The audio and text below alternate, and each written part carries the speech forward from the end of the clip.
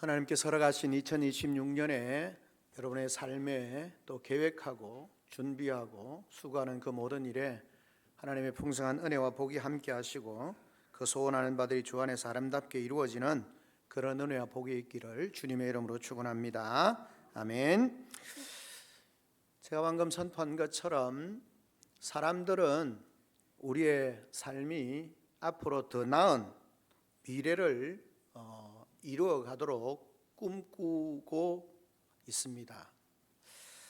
그런데 막상 돌아보면 우리가 꿈꾼 꿈들이 성취되어지는 부분들이 많지 않음을 또 보게 되어집니다. 왜냐?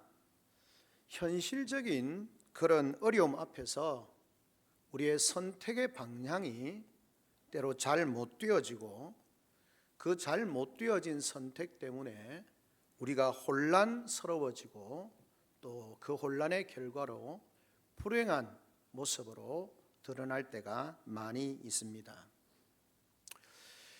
우리의 삶이 생각하는 것보다 그 생각하는 것에 미치지 못하는 그런 삶을 살게 되어지는 이유가 뭘까? 우리의 신앙의 삶 속에서 분명히 하나님께서는 자기 백성들을 향하여서 가장 선한 것, 가장 좋은 것, 가장 축복된 것을 예비하시고 그 길로 인도하시기를 기뻐하시는데 왜 그게 되지 못할까라고 하는 부분을 우리는 새롭게 늘 시작하면서 생각을 해보아야 됩니다. 반복되어지는 실수와 실패로 우리의 인생이 망가질 수는 없는 거고 망가지지는 않는다 할지라도 하나님께서 예비하신 그 은혜와 복을 누리지 못한다는 것은 우리의 신앙에 있어서 굉장한 문제가 발생하는 것이고 어려움을 겪게 되는 것이다 라고 하는 것을 생각해 보는 것입니다. 그래서 오늘 우리에게 주신 이 학개 1장의 말씀을 통해서 정말 우리가 더 나은 미래를 향하여서 나아가기 위해서 우리가 어떤 것을 회복해야 되는 것인가 라고 하는 것을 생각하고 2026년 한 해가 마무리되어지는 시점에는 처음 시작보다 우리의 모습이 한 걸음 더 나은 또 한 발짝 더 나은 하나님이 베풀어 주신 은혜와 복을 누리는 그런 복된 삶이 되기를 소망하면서 말씀을 함께 나누고자 합니다.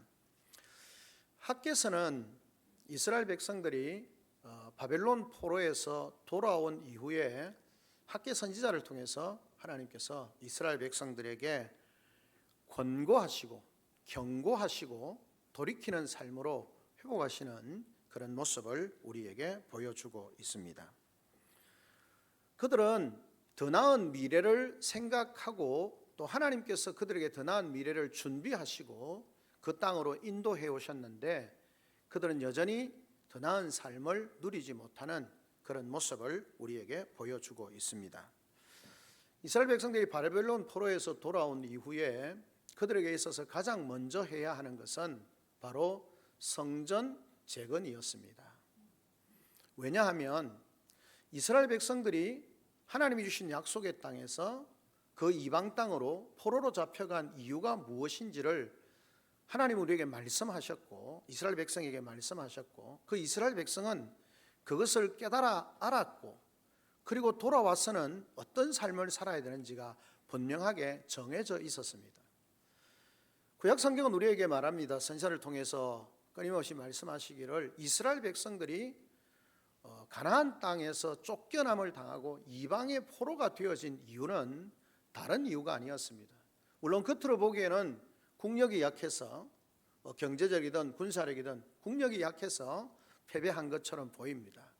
그냥 거대한 주변에 제국들이 있고 그 제국들의 싸움 아래서 그냥 힘없는 한 민족이 그냥 포로로 잡혀가고 그 속박이 되어지는 그런 모습처럼 보이지만 성경은 우리에게 뭐라고 말씀하시냐면 이스라엘 백성이 포로로 잡혀가게 된 가장 큰 이유는 하나님과의 관계, 하나님이 이스라엘의 하나님이 되시고 이스라엘은 하나님의 백성이 되어지는 그 관계 속에서 이스라엘 백성이 하나님을 하나님으로 섬기지 아니하고 자신들의 구원자가 되시고 보호자가 되시고 능력이 되시고 애굽 땅 종되었던 곳에서 인도하여 내셔서 그들을 약속의 땅으로 들이신 그 하나님의 말씀에 순종하지 않아서 그들이 포로로 잡혀가게 되어졌다라고 그렇게 말씀을 하고 있습니다. 그래서 70년의 그 포로 생활을 마치고 난 뒤에 하나님이 약속대로 그들을 다시 약속의 땅 가나안으로 돌아오게 하십니다. 고토 그 예루살렘으로 다시 돌아오게 하시는 거죠. 자, 그러면 하나님께서 그 고난의 시간을 보내면서 다시 그 마치고 가나안으로 예루살렘으로 돌아오게 하셨을 때는 뭘 원하시겠습니까? 그들을 통해서 하나님과의 관계, 포로로 잡혀가게 되어졌던 그 근본 원인을 알았으니까 그 문제를 해결하고 그 땅 가운데서 본래 하나님이 가나안에서 주시고자 하셨던 그 풍성한 은혜와 복을 누리기 위해서 그들이 해야 되는 가장 중요한 것이 뭐냐면 바로 성전을 재건하는 것이었습니다. 그래서 그들이 성전을 재건하는 것이었는데, 그래서 그들이 들어와서 성전을 재건하려고 초기에 시도를 합니다. 그렇지만 그것이 여러 가지 현실적인 상황 때문에 멈추어지게 되어졌고 방치가 되어지는 그런 상황이 16년 정도 흐르고 난 뒤에 하나님께서 학개 선지자를 통해서 말씀하고 계시는 것입니다. 이스라엘 백성들의 입장에서 보면 성전을 재건하지 않는 것이 합당한 이유처럼 보입니다. 왜냐하면 생존을 위해서 집을 지어야 했고 생존을 위해서 농사를 우선적으로 지어야 했고 그것을 통해서 생존을 유지할 수 있었기 때문에 살아갈 수 있었기 때문에 그것을 했다라고 그렇게 말하는 것입니다. 그러면서 그들이 하는 말이 뭐냐면 지금은 아직 성전을 지을 때가 아닙니다. 환경적으로도 피박하는 사람도 있고 경제적인 여건도 그렇고 여러 가지 상황으로 우리가 성전을 재건할 상황은 아닙니다 라고 그렇게 생각을 하게 되어졌습니다. 그리고는 자신의 삶을 살기에 급급한 그런 상황 가운데 하나님께서 학개 선지자를 통해서 말씀하고 계시는 겁니다. 1장 4절에 보면 이 성전이 황폐하였거늘 너희가 이때에 판벽한 집에 거주하는 것이 옳으냐라고 그렇게 하나님이 말씀하고 계시는 것입니다. 이 말의 의미가 무엇인지를 우리가 함께 전후문맥을 살펴보면서 하나님 우리에게 주시는 은혜를 함께 나누려고 하는 것입니다. 이 말은 하나님께서 이스라엘 백성에게 너희가 판벽하냐라고 그렇게 말씀하시게 된 이유는 앞에 말씀드린 것처럼 그들이 돌아와서 성전을 재건하려고 하지만 여러 가지 환경 때문에 그들이 하는 말이 이런 겁니다. 지금 상황은 성전을 건축할 때가 아닙니다. 지금 상황이 이런데 무슨 성전을 건축한단 말입니까? 그게 경제적인 이유였던 아니면 관계의 어떤 정치적인 그런 이유였던 지금으로서는 성전을 재건할 상황이 아닙니다 라고 생각하고 자기의 집을 짓기에 급급한 자기 삶을 살기에 급급한 상황이었다라는 거죠. 그런 상황 가운데서 하나님이 말씀하고 계시는 겁니다. 하나님은 자기 백성을 회복시키며 더 나은 미래로 인도하시기를 원하시고 그 인도하심을 이루어 가시는 하나님이십니다.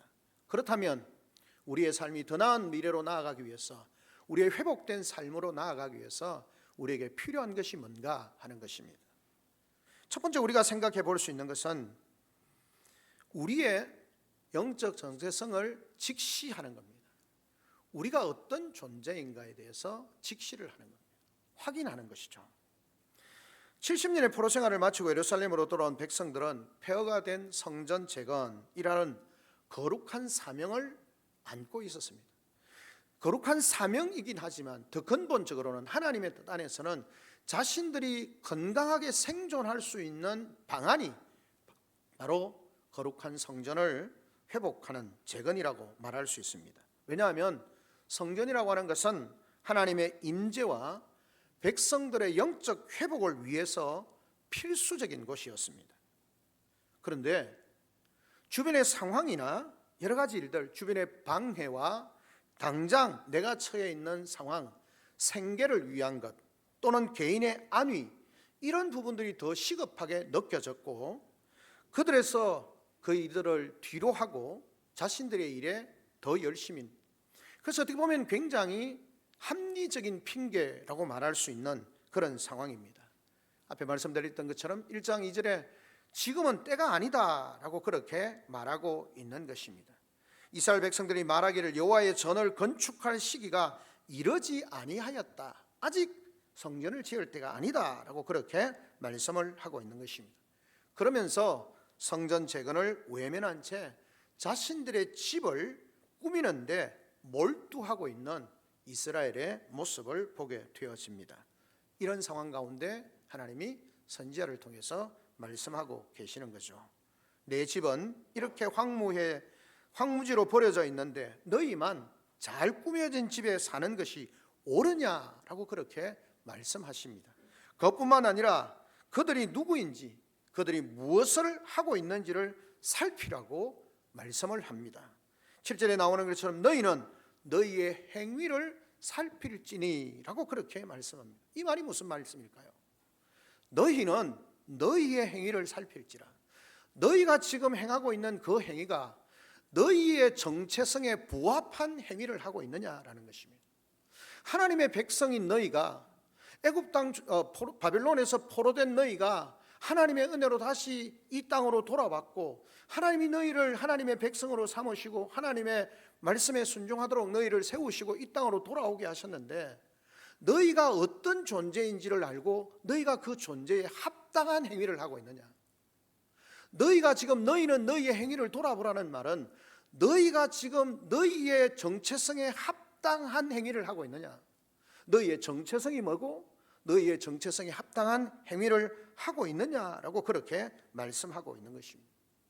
다른 말로 하면 하나님의 백성된 이스라엘 백성들은 고토에서 포로에서 돌아와서 그 땅에 다시 오게 하신 하나님, 그 하나님께서 자기들에게 말씀하신 자기의 정체성을 잊어버리고 현실이라고 하는 그 현실의 필요에 매몰되어져서 자신의 삶을 생존하기에 급급한 삶으로 살아가고 있는 겁니다. 하나님이 그들에게 주시고자 하셨던 그 은혜와 복이 아니라 자신의 노력으로 그냥 현실이라고 하는 그 상황에 매몰되어져서 그냥 생존자로 살아가기에 급급한 이스라엘 백성들의 모습입니다. 하나님은 그들을 그렇게 살라고 구별하시지 않으셨고 그렇게 살라고 애굽 땅 바벨론 포로된 땅에서 돌아오게 하신 것이 아닌데도 불구하고 그들은 자신의 삶의 현실에 매몰되어져서 그 삶을 그냥 그렇게 살아가고 있는 이스라엘의 모습을 우리에게 보여주고 있는 것입니다. 오늘 하나님의 백성으로 부름받은 우리의 삶은 이들과 얼마나 다를까요? 무한 경쟁과 자기 개발을 강요하는 현대 사회 속에서 나의 성공과 행복은 최고의 가치가 되어졌습니다. 이런 시대적 흐름 속에서 그리스도인이라고 하는 예수 그리스도의 사람, 하나님의 백성이라고 하는 거룩한 정체성을 잊어버리고 우리의 삶에 생존자로 살아가기에 급급한 우리의 모습으로 이 땅에 살고 있지 않는지, 교회나 성도의 사명보다는 개인의 커리어나 더 중요한 하나님의 교제보다는 개인의 평안함이 앞서고 있는 그런 모습은 아닌지, 그렇다면 오늘 성경의 표현대로 하면 황폐한 성전처럼 우리의 삶이, 우리의 공동체가 그렇게 처해 있는 것이 아닌지를 돌아보아야 하는 것입니다. 이 황폐한 성전을 외면한 채 나만의 판벽한 집을 짓는 데 분주한 하나님의 백성, 자기의 정체성을 잃어버린 하나님의 백성들의 모습이 아닌가 하는 것입니다. 우리의 삶은 하나님께서 우리에게 너의 행위를 돌아보라고 하는 것은 너가 어떤 존재인지, 그리고 그 존재에 합당한 대로 행하고 있는지, 네가 그리스도인으로서 그리스도인의 합당한 행위를 하고 있는지 우리의 삶을 돌아보라라고 그렇게 말씀하고 있는 것입니다. 독일의 유명한 신학자였던 본 회퍼라고 하는 사람이 그렇게 말합니다. 교회는 타자를 위해 존재할 때만 교회다라고 그렇게 말합니다. 무슨 소린가? 즉 우리의 정체성은 나를 위함이 아니라 하나님과 이웃을 향해 열린 이타적인 존재가 되어질 때만이 진정한 교회의 사명을 감당할 수 있다라고 하는 것입니다. 우리가 아는 것처럼 사도 베드로는 성도의 정체성을 말합니다. 너희는 택하신 족속이여 왕같은 제사장이여 거룩한 하나님 나라 백성이라고 말씀합니다. 왜 그렇게 정체성을 규정하셨습니까? 이어서 말씀합니다. 그의 기이한 빛에 들어가게 하신 이에 아름다운 덕을 선포하게 하려 하심이라. 그렇게 왕같은 제사장이 되어지게 한 이유가 뭡니까? 하나님께서 그의 거룩한 기이한 그런 빛에 들어가게 하신, 영광의 나라에 들어가게 하신 그 하나님을, 이름을, 그 아름다운 덕을 선포하는 겁니다. 누구에게요? 하나님의 영광스러움을, 하나님의 놀라운 은혜를, 그것을 알지 못하는 사람들에게 선포하는 것, 하나님과 이웃에게 그 존재의 사명을 감당할 수 있는 것이 교회라는 것입니다. 자기 정체성, 우리가 더 나은 미래로 나아가기 위해서 내가 누구인가, 지금 내가 행하고 있는 행위가 정당한가 라고 하는 것입니다. 우리는 하나님의 복을 빕니다. 그런데 여러분, 그 복은 하나님의 백성으로서 하나님의 말씀에, 하나님의 뜻에 부합하고 그런 삶을 살 때 하나님이 주시는 은혜와 복을 누리는 겁니다. 성도이기 때문에 무조건 복을 받는 것은 아닙니다. 이스라엘 백성들이었기 때문에 무조건 승리하는 것은 아니었습니다. 이스라엘 백성이기 때문에 무조건 복을 받는 것은 아니었습니다. 그들이 그들의 정체성에 합당하게 하나님의 백성으로서, 하나님의 군대로서 왕이신 그분의 명령을 따라 순종하며 나아갈 때, 하나님의 백성으로서 그 하나님의 백성답게 왕이시고 주인이시고 통치자이신 그분의 말씀에 순종할 때, 거기에서 하나님의 복을 누리는 겁니다. 자기 정체성, 내 정체성을 직시해야 합니다. 그래야 더 나은 미래가 우리에게 주어지는 겁니다. 그것을 지금 말씀합니다.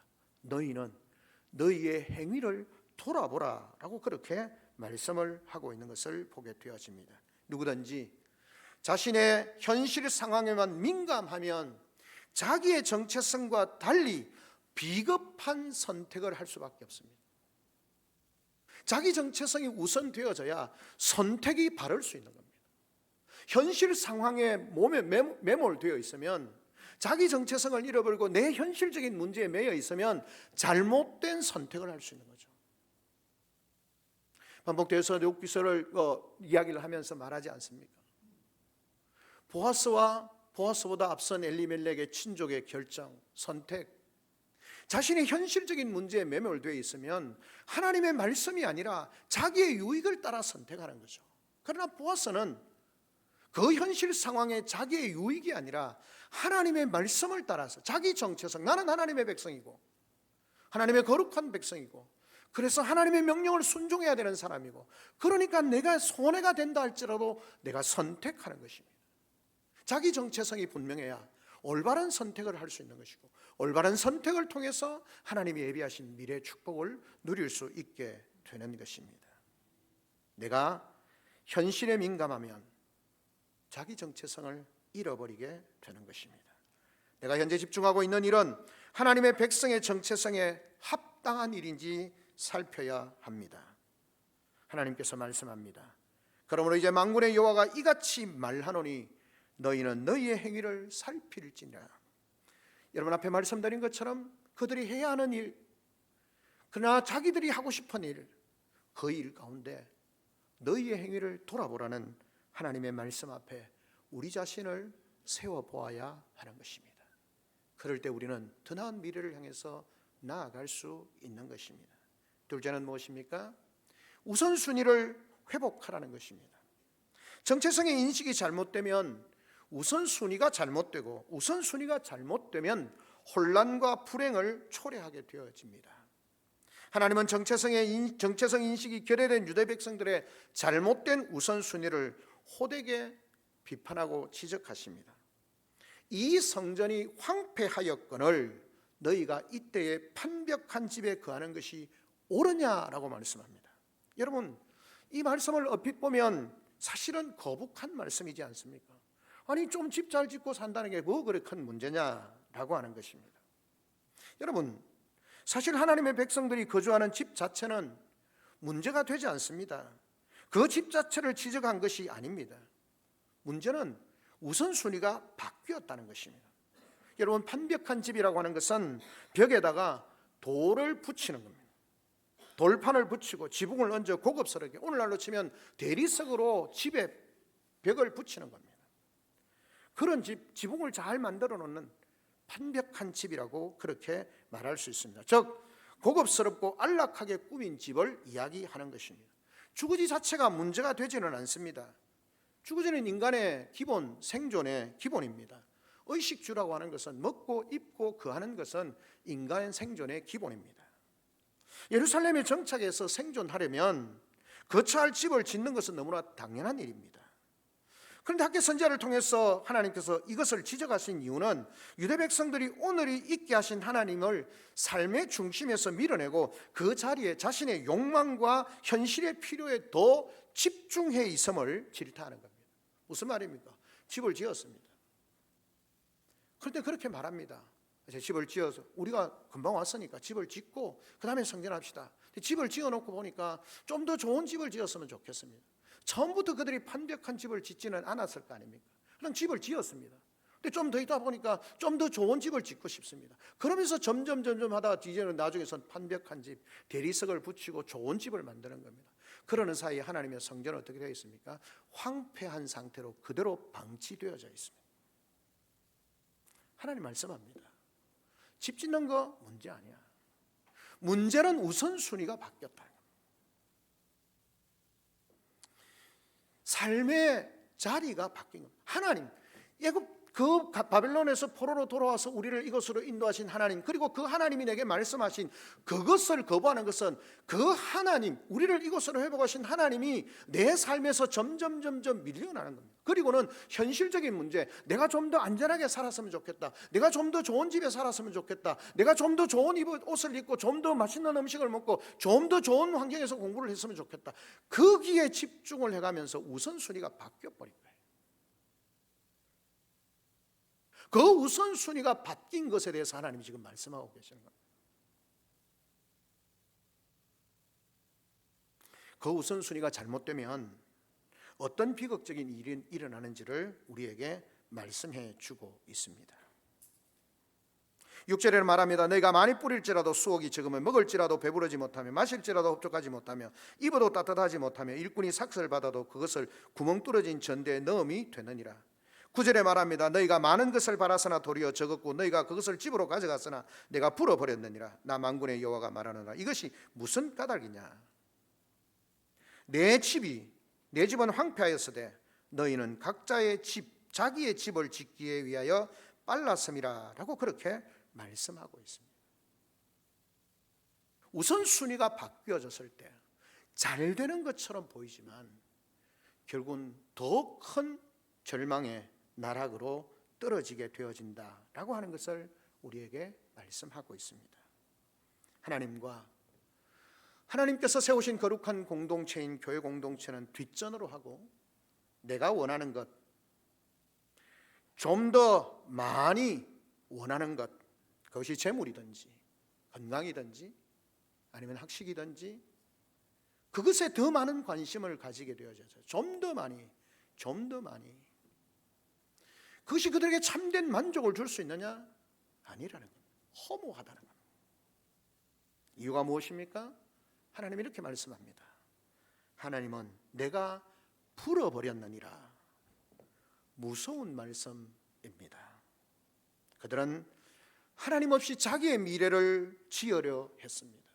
하나님이 그들을 바벨론에서 인도해서 약속의 땅으로 다시 돌아오게 하셨는데 그들은 하나님께서 인도하신 것을 거부하고 하나님 없이 자신의 삶을, 미래를 준비하는 겁니다. 그 미래가 온전할 수 있느냐? 없다라는 겁니다. 왜 그러면 하나님이 풀어버리실까요? 하나님 없이 자기의 미래를 준비하고 그렇게 계속 나가면 성공한 것처럼 판벽한 집에 사는 것처럼 보이는 그 삶이 결국은 망하게 될 것이기 때문에, 영원한 멸망의 자리로 들어갈 것이기 때문에 하나님께서 풀어버리십니다. 황폐하게 만드시는 겁니다. 오늘 우리의 문화와 가치 역시 다를 바 없지 않습니까? 포스트 모던 시대라고 이야기를 하고 그 가치관에 영향을 입은 우리는 철저하게 나의 행복 중심입니다. 내 행복 중심입니다. 모든 선택의 기준은 나의 생각, 나의 행복, 내 아내의, 내 남편의, 우리의 자녀 중심으로 살아갑니다. 교회 공동체의 가르침이든 하나님의 뜻과 사명이든 그것이 내게 주는 유익이 없다면 언제든지 버릴 수 있는, 하나님의 뜻과 하나님의 사명과 공동체의 가르침과 비전, 이런 것이 아니라 내 삶에, 그것이 내 삶에 유익하냐, 내게 많은 도움을 주느냐, 그것이 우선순위가 되어져 버린 시대를 살고 있습니다. 교회도 마찬가지입니다. 개교주의에 빠져서 좀 더 성장하고 좀 더 부흥하고 좀 더 큰 교회를 추구하는 경향, 그래서 다른 사람의 아픔과 힘듦을 돌아보지 않습니다. 그래서 이웃 교회에 분쟁이 일어나면 그 옆에 있는 큰 교회는 오히려 그냥 드러내놓고 웃지는 못하지만, 걱정하는 듯하지만 우리 교회로 몰려올 그 사람들을 기대하고 있는 그런 안타까운 모습들이 오늘 우리의 모습이 되어져 버린 것입니다. 이런 선택의 결과가 무엇입니까? 나의 더 나은 미래를 위한 선택이었지만 함께 망하게 되어지는, 아쉬움과 허무와 불행에 직면하게 되어지는 불행을 경험하게 되어지는 것입니다. 이제라도 우리는 개인이든 교회든 우선순위를 바르게 회복해야 하는 것입니다. 우리 아이들이 SFC 강연을 외우면서 이제 수련을 가면 할 것인데, 하나님 중심, 성경 중심, 교회 중심, 하나님 없는 나의 성공이 아니라, 하나님 없는 풍요가 아니라, 결코 그것은 참된 만족을 주지 못하고 그것은 참된 기쁨을 주지 못하기에 우리의 우선순위를 분명하게 해야 하는 것입니다. 유명한 기독교 작가였던 C.S. 루이스가 이렇게 말을 했습니다. 하나님을 첫 자리에 놓으면 다른 모든 것은 제자리를 찾게 된다. 그러나 하나님을 두 번째 자리에 놓으면 하나님과 다른 모든 것을 잃게 된다. 하나님을 첫째 자리에 두면 다른 모든 것이 제자리를 찾게 되어지지만, 하나님을 두 번째 자리에 두면 하나님과 모든 것을 잃게 된다는 거예요. 우선순위가 분명해야 합니다. 사랑하는 성도 여러분, 우리 개인의 삶을 이 한 해를 준비합니다. 우리 교회가 이 한 해를 계획합니다. 우선순위가 무엇입니까? 여러분의 인생에 있어서 우선순위가 무엇인가 하는 것입니다. 여러분의 시간과 여러분의 계획서를 보십시오. 여러분의 재정 지출서를 보십시오. 우리의 시간과 재정이 가장 많이 흘러가는 것이 실제 우리의 삶의 우선순위입니다. 겉으로는 여러 가지 포장으로 신앙에 대해서 이야기를 하지만, 우리가 들어가는 시간과 우리가 들어가는 물질과 우리가 들어가는 열정이 어디로 흘러가느냐에 따라서 우리의 삶의 우선순위가 정해지는 겁니다. 하나님은 언제나 우리를 위해서 더 나은 미래를 여시기를 기뻐하십니다. 그리고 그 길을 준비해 주셨습니다. 그리고 선언하셨습니다. 그런 적 너희는 먼저 그의 나라와 그의 의를 구하라. 그리하면 이 모든 것을 너희에게 더하시리라. 하나님 중심의 우선순위를 회복하는 영적인 내 삶의 영적인 설계를 다시 해야 합니다. 이 세상에서 살아가는 삶의 기준으로 영적 내 삶을 설계하는 것이 아니라 하나님의 말씀과 하나님의 뜻을 쫓아서 내 인생의 설계를 다시 해야 합니다. 그래야 내 삶이 더 나은 미래로 갈 수 있는 것입니다. 사랑하는 성도 여러분, 우리의 우선순위를 회복하고 우선순위를 바르게 정할 수 있는, 그래서 더 나은 미래가 우리 앞에 펼쳐지는 그런 은혜와 복을 누리는 우리 성도들이 되시기를 주님의 이름으로 축원합니다. 아멘. 마지막 세 번째는 무엇입니까? 함께함입니다. 하나님께서는 더 나은 미래를 위해서 구체적인 길을 제시하십니다. 해석을 좀 확대 해석이라고 볼 수 있습니다. 저도 개인적으로 생각을 합니다. 이렇게 말씀합니다. 너희는 산에 올라가서 나무를 가져다가 성전을 건축하라. 그리하면 그것으로 말미암아 기뻐하고 또 영광을 얻으리라. 여호와가 말하였느니라. 학개 1장 8절에 말합니다. 하나님께서 주신 사명을 이루는 일을 위하여서, 물론 너희라고 하는 것은 이스라엘 공동체를 말합니다. 그 공동체라고 말할 때 한 사람이 아니라 공동체, 함께함이라고 해석을 해보는 것입니다. 하나님 주신 사명을 이루는 데는 혼자가 아닙니다. 너희가 함께 더불어 올라가서 실행하라는 것입니다. 그때 하나님께서 기뻐하시고 영광을 얻으실 것이라고 말씀합니다. 우리를 위한 더 나은 미래는 한 사람의 영웅적인 헌신으로 이루어질 수 있는 일이 아닙니다. 총독과 대제사장부터 이름 없는 남은 모든 백성에 이르기까지 공동체 전체가 함께 힘을 모아야만 가능한 일입니다. 하나님께서 이스라엘 백성들을 회복하는 일에 있어서 느헤미야를 땅에 보내시고 애굽의 총독, 그 느헤미야를 유대의 총독으로 보내시고 그 무너진 성벽과 이스라엘을 회복하는 일을 위해서 훌륭한 지도자를 보내셨습니다. 그러나 그 한 사람이 한 것이 아니라 그는 하나님의 말씀을 전하였고 온 백성들이 함께 힘을 모았습니다. 그래서 제가 참 좋아하는 구절이 느헤미야에 나오는 한 장의 말씀입니다. 성벽을 회복하는 데 있어서 제사장 다음에 누구 다음에 누구 다음에 순서가 다음이라는 것이 아닙니다. 성벽을 재건하기 위해서 성의 한 부분을 가지고 A구역, B구역, C구역, D구역 하면 A구역 다음에 B구역에 누가, B구역 다음에 C구역에 누가, 여러분 함께 하는 겁니다. 놀랍게 52일 만에 그 성벽이 회복되는 것입니다. 불가능해 보인다고 말했던 그 일이 함께 하나님께서 주신 성도들이 마음을 모아서 함께 그 일을 할 때에 놀라운 역사를 경험하게 되는 것입니다. 여러분, 하나님의 성전이 황폐한 상태에서 그들이 뭘 했습니까? 각기 자기 집을 편박하게 짓는 일에 집중했습니다. 각기 혼자서 내 집을 짓기 위해서 노력했습니다. 그 결과는 황무해진다는 겁니다. 그러나 하나님의 성전, 황폐한 그 하나님의 성전을 위해서 함께 그 일을 감당하게 되어질 때 뭐라고 말씀하셨습니까? 그것으로 말미암아 하나님이 기뻐하시고 그것을 통해서 영광을 받으신다고 말했습니다. 함께 올라가서 나무를 가져다가 성전을 지어라. 그러면 그 일을 인하여서 내가 기뻐하고 영광을 얻게 될 것이다 말씀하고 있는 것입니다. 그리고 말씀합니다. 내가 너희와 함께 하노라. 우리가 함께 힘을 모아서 갈 때 그곳에 우리와 함께 하십니다. 내 이름으로 두세 사람이 내 이름으로 모인 그곳에 내가 너희와 함께 하겠다고 말씀하신 하나님, 너희가 함께 모일 때 내가 너희와 함께 하겠다고 말씀하시는 하나님, 그 하나님께서 우리의 삶을 회복하시고 더 나은 미래로 나아가게 하시는 것입니다. 사랑하는 성도 여러분, 나의 유익을 내려놓고 하나님의 집은, 하나님의 성전은 황폐하고 뒷전이고 내 집 짓기에 바쁜 그 삶을, 그 유익함을 내려놓고 우리가 함께 하나님이 주신 사명을 위하여서, 함께 하나님께서 이루어 가시기를 원하는 그 선한 일을 위하여서 우리가 함께 힘을 모을 때 우리만 두시는 것이 아니라 임마누엘 하나님이 우리와 함께 하신다고 말씀하시고, 그 함께 하시는 그분으로 인하여서 하나님께서 기뻐하시고 그 하나님께서 영광을 받으시는 겁니다. 사랑하는 성도는 교회의 존재 목적이 뭡니까? 성도가 구원받은 하나님의 복생이 뭡니까? 이사야서의 말씀처럼 뭐라고 말씀합니까? 나의 영광을 위하여 너희를 창조하였다고 말씀하십니다. 인간의 제일 되는 목적이 무엇입니까? 하나님을 영원롭게 하는 것과 영원토록 즐거워하는 것입니다. 교회가 함께하고 하나님이 함께 하심으로 영광을 받으시는 겁니다.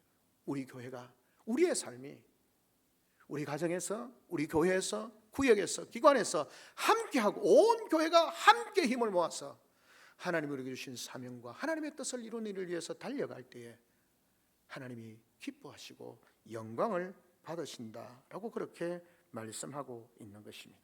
하나님의 임재와 도우심 속에서 함께 땀 흘려 공동의 목표를 이루어갈 때, 하나님의 뜻을 이루어갈 때 이것이야말로 가장 복되고 영광스러운 축복의 모습이 아닐 수 없습니다. 성전 건축은 단순히 건물을 짓는 행위가 아닙니다. 그것은 흩어졌던 마음을 하나로 모으고 무너진 공동체를 회복하며 하나님의 임재를 경험하는 함께함의 축복을 누리는 것입니다. 세계적인 혁신의 중심지라고 하는 미국의 실리콘밸리의 성공 비결이 뭐냐 하면 중요한 것 중에 하나가 협력적 경쟁이라는 겁니다. 협력적 경쟁. 무슨 말입니까? 예를 들면 삼성과 애플처럼 치열한 경쟁을 벌이다가도 필요하면 협력하는 겁니다. 제로섬 게임이 아니라 넘어서 윈윈, 서로가 성장하는, 승리하는 그런 모습입니다. 독점이 아닌, 내 혼자 잘나고 똑똑함이 아닌 함께함입니다. 이 기업들도 이런 선택을 통해서 산업 전체를 발전시키고 기업들도 상생의 가치를 활용하고 서로를 세워가는데 하나님의 몸된 교회는 얼마나 더 그러해야 하겠습니까? 교회는 나만의 신앙 공간이 아니라 우리가 함께 하나님 나라를 세우는 공동체입니다. 서로의 은사를 나누고 약점을 보완하고 함께 기도하고 섬길 때 우리는 세상이 흉내낼 수 없는 놀라운 강력한 영적인 시너지를 발휘하고 더 나은 미래를 향해서 나아갈 수 있는 것입니다. 말씀 맺습니다. 하나님은 항상 더 나은 미래를 열기를 원하십니다. 그리고 더 나은 미래를 열어가십니다.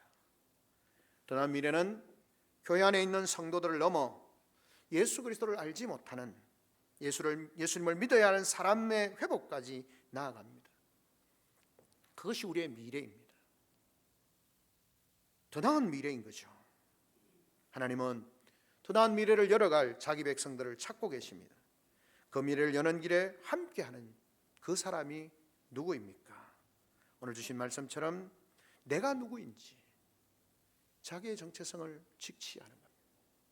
그리고 나의 행위가 정당한가, 나의 정체성을 확인하면서 내가 지금 행하고 있는 일이 정당한가, 내가 말하는 것이 정당한가, 내가 행동하는 행동이 정당한가, 내가 이웃을 내 옆에 있는 사람에게 대하는 태도가 정당한가, 우리 공동체를 대하는 행동이 정당한가, 세상을 향한 행동이 정당한가, 나의 정체성의 확인을 통해서 직시하면서 내 행위가 정당한가를 돌아보고 정당한 행위를 해가야 합니다. 그래야 더 나은 미래가 주어지는 겁니다. 말씀합니다. 우선순위를 회복해야 합니다. 여러분의 삶의 우선순위가 무엇입니까? 정말 하나님이 우선입니까? 정말 하나님의 뜻이 우선입니까? 우리 가정이 우선입니까? 나의 아내가 우선입니까?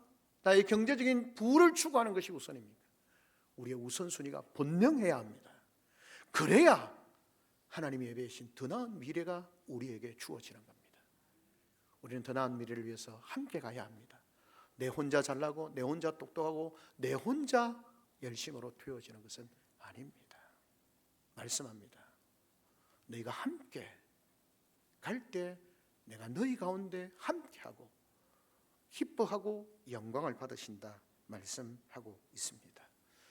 우리에게 주어진 2026년 이 한 해, 그 한 해 마지막에 더 나은 미래가 우리에게 주어져 있음을, 그것을 통해서 앞으로 우리에게 주어질 영원한 그 더 나은 미래가 있음을 믿고 우리에게 주어진 삶의 자리에서 이렇게 자기 정체성을 확인하고 우선순위를 회복하고 함께 가는 삶을 통해서 하나님의 은혜와 복을 누리는 복된 우리 성도들과 주의 몸된 교회 되어지기를 주님의 이름으로 축원합니다. 아멘.